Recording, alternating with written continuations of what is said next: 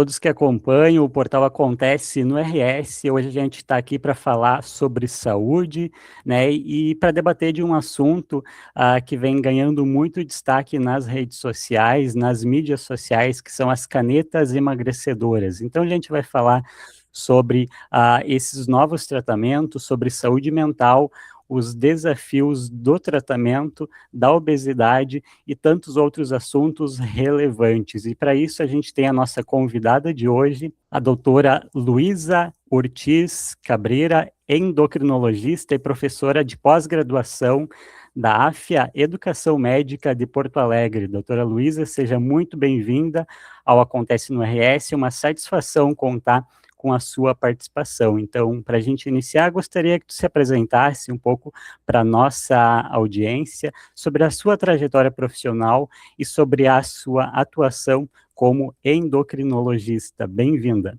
Muito obrigada pelo convite, muito feliz, né, em estar falando sobre abordar esse tema tão importante, né. Então, eu sou médica, né, há 16 anos. Há 10 anos eu trabalho na área da endocrinologia. Também atuo como preceptora no curso de endocrinologia da AFIA, né, e a minha atuação é na cidade de Porto Alegre, no meu consultório particular, né, e a minha formação, eu cursei endocrinologia no IED, no Rio de Janeiro, tá? Então, há 10 anos já estou trabalhando nessa área. Também, Perfeito. também esqueci, tenho mestrado na cirurgia bariátrica.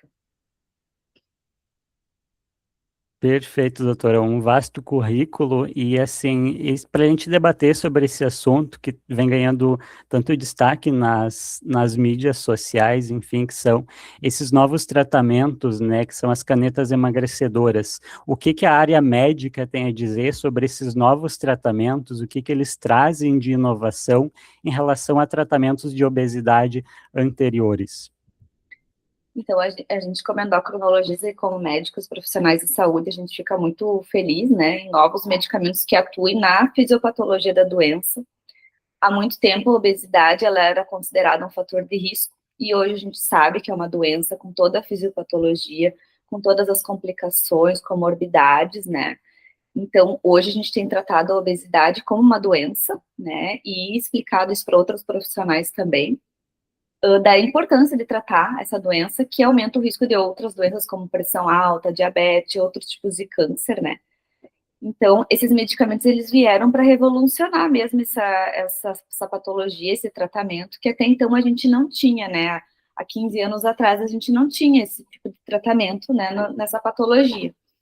E esses medicamentos, eles mudaram até o paradigma da obesidade, né? Então, se considerou hoje como uma patologia mesmo, né? E muitos pacientes precisando, muitos pacientes procurando, e além disso, aumenta o risco de infarto, AVC, que são doenças graves e incapacitantes, né? São vários problemas de saúde, né, que são trazidos pela obesidade, né? Uhum. E em relação aos tratamentos, a esse tipo de tratamento, ele é para todo o perfil de paciente ou existe uma variação? Tipo, determinado paciente não é recomendado esse tipo de tratamento? Então, todo medicamento, quando a gente vai prescrever, ele precisa passar por uma avaliação médica, clínica, né? Então, quando o paciente procura o profissional de saúde, ele precisa fazer uma história clínica, né? Conversar com o paciente, o início da doença, comorbidades, né?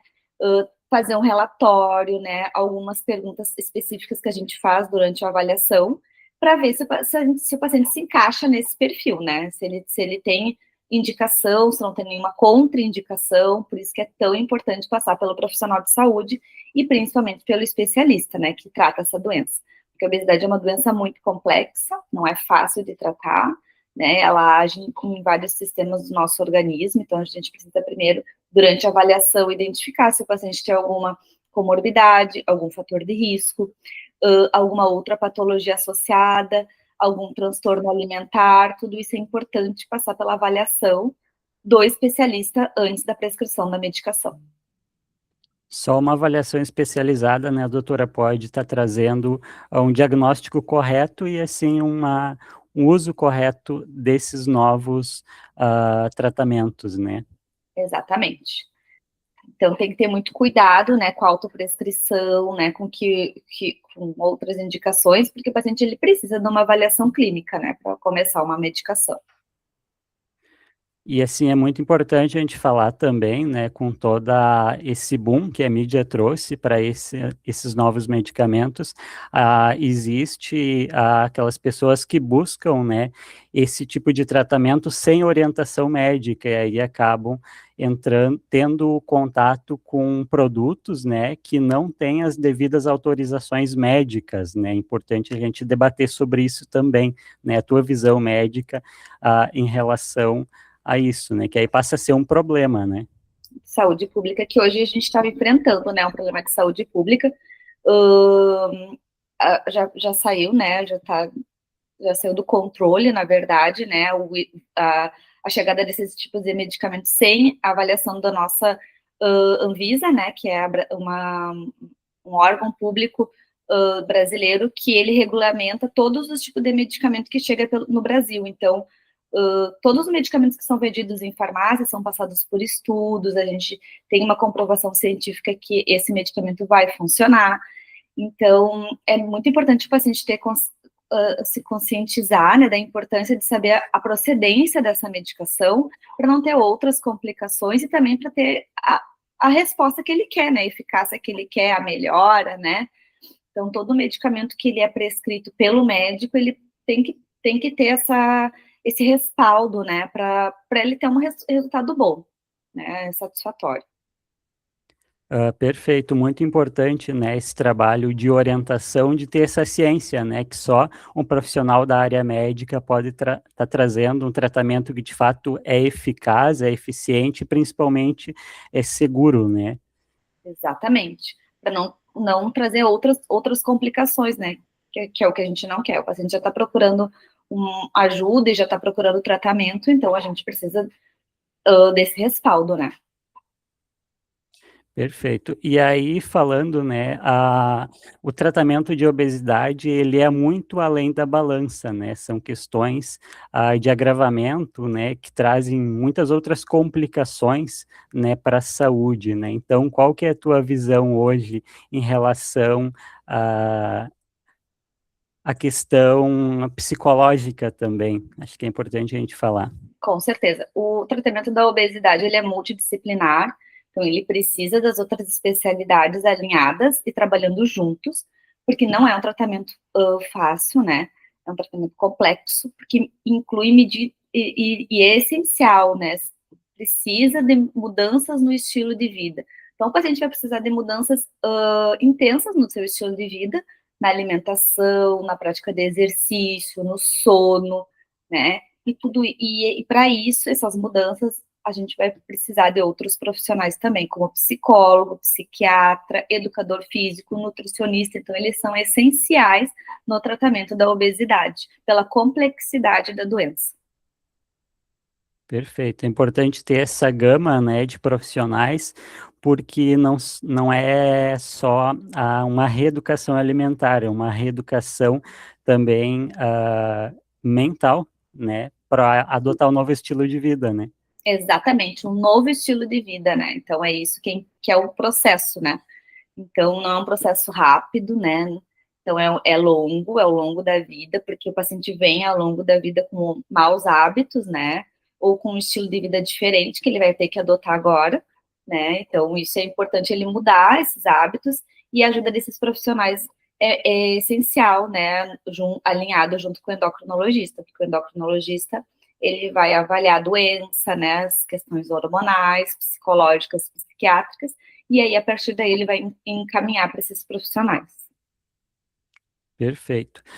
E muito se fala também em fome emocional e compulsão, né? Como que é esse tema? Qual a diferença entre comer por necessidade e comer por emoção? Como que a gente diferencia, né, essa fome emocional e essa compulsão alimentar?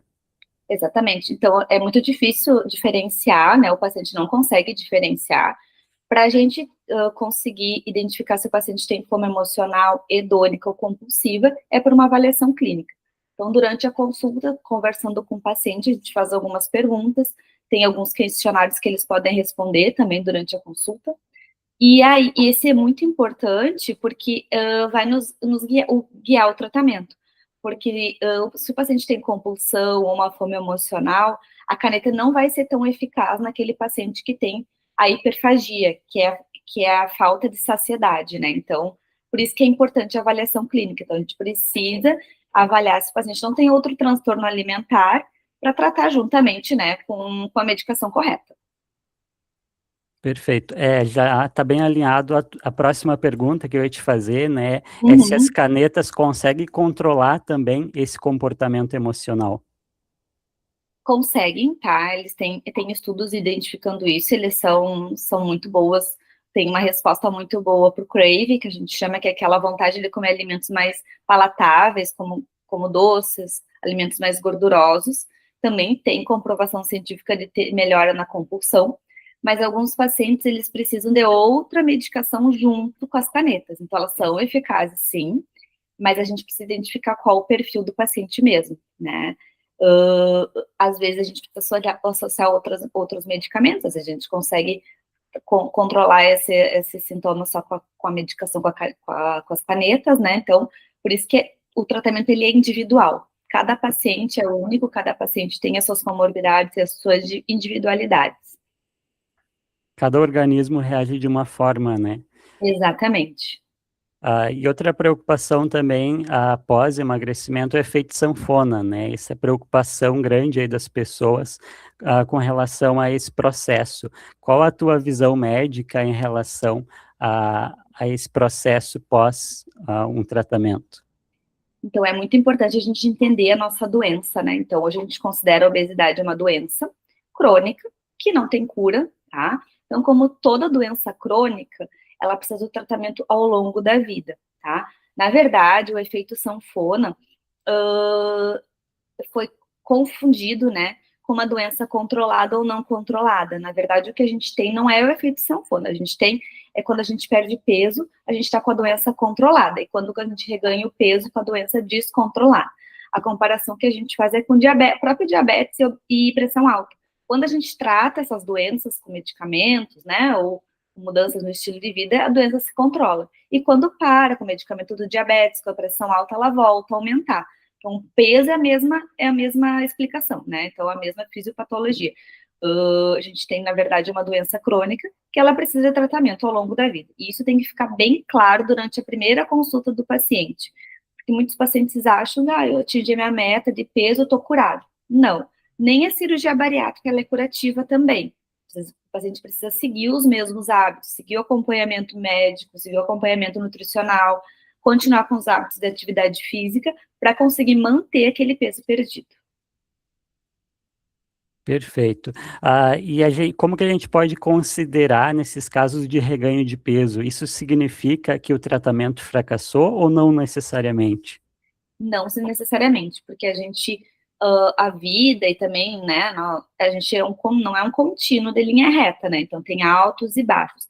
E durante mesmo o tratamento da obesidade, a gente também tem o chamado efeito platô, que faz parte do tratamento, é uma forma adaptativa do nosso organismo. Então, o nosso organismo ele tem mecanismos adaptativos que, quando ele percebe que o nosso organismo está perdendo peso, ele vai diminuir o metabolismo, vai aumentar a fome. Então, tudo são mecanismos do nosso organismo. Então, se o paciente reganhou peso ou não teve o sucesso daquele período na perda de peso, não quer dizer que o tratamento fracassou. Quer dizer que a gente precisa fazer mudanças nesse tratamento, no estilo de vida dele, na medicação, nas doses, né? Então, tudo muito individualizado para cada paciente e cada estilo de vida, né? Cada realidade do paciente.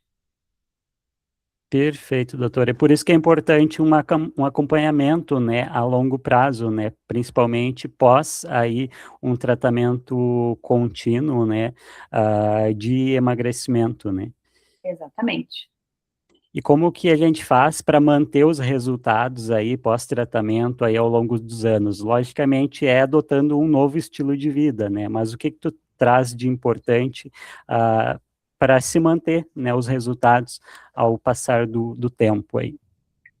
Então, durante a perda de peso ativo, tratamento ativo, quando a gente está fazendo as mudanças intensas, né, do estilo de vida do paciente, a gente tem que cuidar também a forma que ele está perdendo peso. Então, é muito importante individualizar esse tratamento. Então, para alguns pacientes vai funcionar algumas dietas, para alguns pacientes vai funcionar algum exercício. O importante ao longo do nosso tratamento, a gente identificar o que é melhor para cada paciente. E também a forma de perda de peso, né? A composição corporal é muito importante também. Então, alguns pacientes, eles perdem peso rápido e perdem músculo também. O tecido muscular, ele é muito importante para a manutenção, porque ele acelera o metabolismo. Então, quando a gente perde peso, a gente perde músculo também. Mas se tiver um acompanhamento nutricional com endocrinologista, de acompanhamento, né, da composição corporal, o reganho de peso vai ser muito mais difícil, né? Se a gente tiver mais músculo, perder mais gordura, fazer o exercício. Então, sempre individualizar cada tratamento, identificar as dificuldades do paciente durante o tratamento, né? O estilo de vida, os hábitos, o trabalho também é importante, são trabalhadores noturnos, pacientes que fazem plantão, são vigilantes, então tudo isso é muito individual, né, de cada paciente, e a gente tem que identificar e tentar reorganizar, né, essa rotina do paciente. Perfeito. Aí acho que a gente volta naquele ponto, né, de ter um tratamento multidisciplinar também, né? Exatamente. Perfeito. E como psicólogo, nutricionista, psiquiatra, educador físico, contribui, então, para o sucesso do tratamento? Então, cada profissional na sua área, né? Então, assim como o endocrinologista, o psicólogo, o educador físico e a nutricionista, eles vão individualizar o tratamento, né? E identificar o que mais se identifica com aquele estilo de vida do paciente, né? Então, alguns pacientes não gostam de ir para academia, não gostam de fazer exercícios ao ar livre, não gostam Então, vai fazer aquele exercício que mais se adapta àquele teu estilo de vida. A mesma coisa a alimentação. Eu tenho uma restrição alimentar, eu tenho, né? Então, ele vai identificar essas dificuldades do paciente e adequar, né, a rotina dele. E a psicóloga é essencial, né? Porque o alimento, aqueles alimentos palatáveis, aquele estilo de vida, remete a muito a família, a afeto, né? Então, tentar tirar o foco, né, do alimento, a relação com a comida, né? Então, é muito importante fazer escolhas mais conscientes, escolhas que vão te trazer mais benefício, né? E isso vai mexer muito com o psicológico, porque tem alimentos que te remetem à sensação de bem-estar, né? Aquele afeto de família. Então, tudo isso é bem importante durante o tratamento. Perfeito. E para a gente encerrar, quais são as orientações, né, para quem está pensando em iniciar um tratamento de perda de peso? Primeiramente, procurar um especialista na área, né? Procurar um médico especialista, ter uma motivação, né? Muito importante. Tá ciente do que é a sua doença, do que é a sua patologia, do que vai ser as suas mudanças, né?